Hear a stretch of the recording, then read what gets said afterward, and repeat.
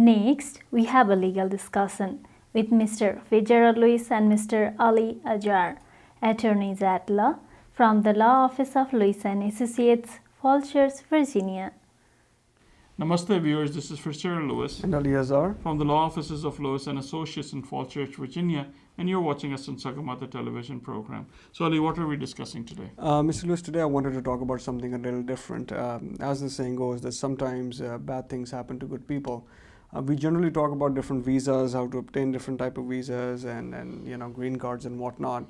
But quite often we get inquiries from some potential clients of the firm and sometimes viewers of this wonderful program as to how does one keep a green card once they have it, and what are the impacts of let's say travel overseas for an extended period of time, or certain criminal convictions or certain crimes that can affect a person.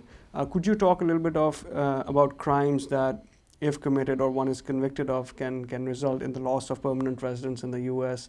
And if you could also talk a little bit about misdemeanors, because a lot of our viewers are confused about felonies and misdemeanors and how that impacts their green cards. Well, let's look at the definition of felony and a misdemeanor. Misdemeanors are any crimes for which you can get jail time up to 1 year.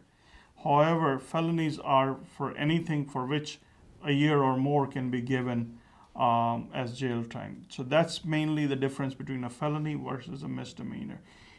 If you have only one misdemeanor, let's say I go to Nordstrom, I pick up a shirt and I get caught. The shirt is, I don't know, Nordstrom shirts are going to be expensive. So let's say it's $100. That would be, in Virginia, that would be considered a misdemeanor. Misdemeanor is anything for which the value is under $200. In this case, it would be petty larceny. In those type of scenarios, it would be a misdemeanor. If you have only one misdemeanor, since you come into the United States, you will not be deported for that.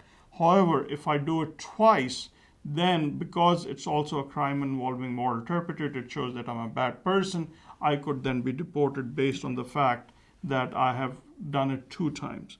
But let's say that I go to Nordstrom and I pick up a suit worth $1,000. Now, because of what we said, more than $200, it automatically becomes a felony. And for that, if I get a jail sentence for a year or more, irrespective of fact whether it is suspended or not, if I get a jail term of more than a year, I can be deported as an aggravated felon because I was convicted of a felony. I was given 1 year in jail term or more.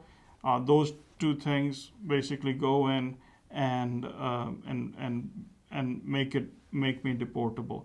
The other problem is that once I'm considered an aggravated felon, the law also says that I have to stay in jail until the judge decides to deport me.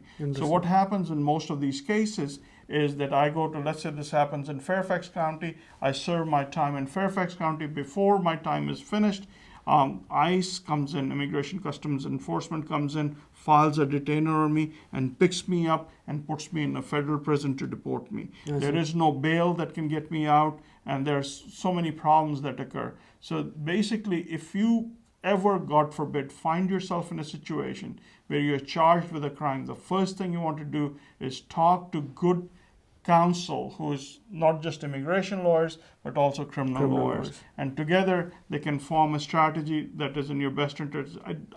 There's so many times, because we practice criminal law regularly, where we see people who have been charged with a crime. It could have easily been changed. Like, for example, if I go in and I steal something for Nordstrom, it could be a theft, which is a crime involving moral turpitude. It shows that I'm a bad person and I cannot be trusted. But if the same case is changed over to a trespass in Nordstrom, I would be okay. So those are things that can be worked out if you're dealing with people who deal with criminal cases regularly and also know about immigration. This is Fitzgerald Lewis and Ali Azhar saying goodbye and God bless for now. Thank you.